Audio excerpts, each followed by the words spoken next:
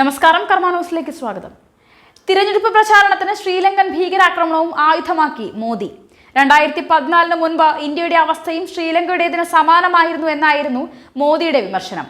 മഹാരാഷ്ട്രയിലെ തിരഞ്ഞെടുപ്പ് പ്രചാരണ റാലിക്കിടെയാണ് ശ്രീലങ്കയിൽ നടന്ന സ്ഫോടന പരമ്പരകളെ കോൺഗ്രസിന് എതിരെയുള്ള ആയുധമാക്കി പ്രധാനമന്ത്രി മാറ്റിയത്. കഴിഞ്ഞ ദിവസം ശ്രീലങ്കയിൽ ബോംബ് സ്ഫോടനങ്ങൾ അരങ്ങേറി. ഈസ്റ്റർ ദിനത്തിൽ തന്നെയുണ്ടായ ആക്രമണത്തിൽ നൂറുകണക്കിന് ആളുകളാണ് കൊല്ലപ്പെട്ടത്. അവരുടെ ദൈവത്തോട് പ്രാർത്ഥിക്കുന്നതിനിടെയാണ് അവർക്ക് ജീവൻ നഷ്ടപ്പെട്ടത് എന്ന് പറഞ്ഞ മോദി 2014 മുൻപ് ഇന്ത്യയിലെ അവസ്ഥ ഇങ്ങനെയായിരുന്നില്ലേ എന്ന ചോദ്യമാണ് ജനക്കൂട്ടത്തിന് നേരെ ഉന്നയിച്ചത്. 2014 മുൻപ് എന്തായിരുന്നു ഇന്ത്യയുടെ അവസ്ഥ? ഓരോ ദിവസവും രാജ്യത്തിന്റെ ഏതെങ്കിലും ഒരു കോണിൽ സ്ഫോടനമുണ്ടാകും. പൂനെയിലും മുംബൈയിലും ഗുജറാത്തിലും നടന്ന ഭീകരാക്രമണങ്ങൾ പരാമർശിച്ചായിരുന്നു പ്രധാനമന്ത്രിയുടെ വിമർശനം.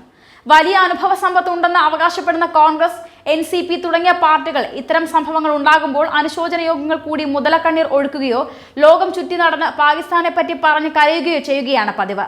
എന്നാൽ താൻ പ്രധാനമന്ത്രിയായ ശേഷം ആ അവസ്ഥയ്ക്ക് മാറ്റം വന്നെന്നും മോദി വ്യക്തമാക്കി. ഈ കാവൽക്കാരൻ അധികാരത്തിലെത്തിയ ശേഷം പാകിസ്ഥാനിലെ തീവ്രവാദ കേന്ദ്രം തന്നെ നമ്മൾ ആക്രമിച്ചു.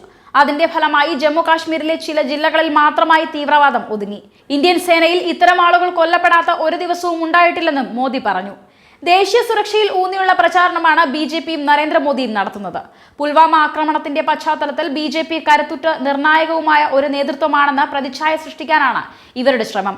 നേരത്തെയും പല തിരഞ്ഞെടുപ്പ് റാലികളിലും പുൽവാമ ആക്രമണം പ്രധാനമന്ത്രി വിഷയമാക്കിയിരുന്നു.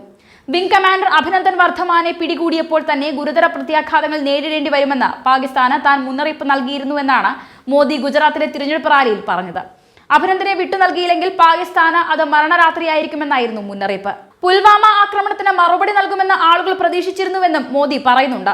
മുംബൈയിലെ ആക്രമണത്തിന് ശേഷം മൻമോഹൻ സിംഗ് സർക്കാർ ചെയ്തതുപോലെ ഞാനും വെറുതെ ഇരിക്കുമെന്നാണോ എല്ലാവരും പ്രതീക്ഷിച്ചത്? അങ്ങനെ ഞാൻ ചെയ്തിരുന്നുവെങ്കിൽ നിങ്ങൾ എനിക്ക് മാപ്പ് നൽകുമായിരുന്നു എന്ന ചോദ്യമായിരുന്നു മോദി ഉന്നയിച്ചത്. എന്തായാലും ശ്രീലങ്കൻ സ്ഫോടന പരമ്പര തിരഞ്ഞെടുപ്പിന് മുൻപ് തന്നെ നടന്നത് പ്രധാനമന്ത്രി നരേന്ദ്രമോദിക്ക് സഹായകമായി എന്ന് തന്നെ കരുതണം. അവസരം മുതലെടുത്ത് കോൺഗ്രസിനെതിരെയുള്ള വാളായി തന്നെ മോദി ഓരോ വിഷയങ്ങളും ഉപയോഗിക്കുന്നു എന്നാണ് കോൺഗ്രസ് നേതാക്കളും ആരോപിക്കുന്നത്. ന്യൂസ് ഡെസ്ക്, കർമ്മ ന്യൂസ്.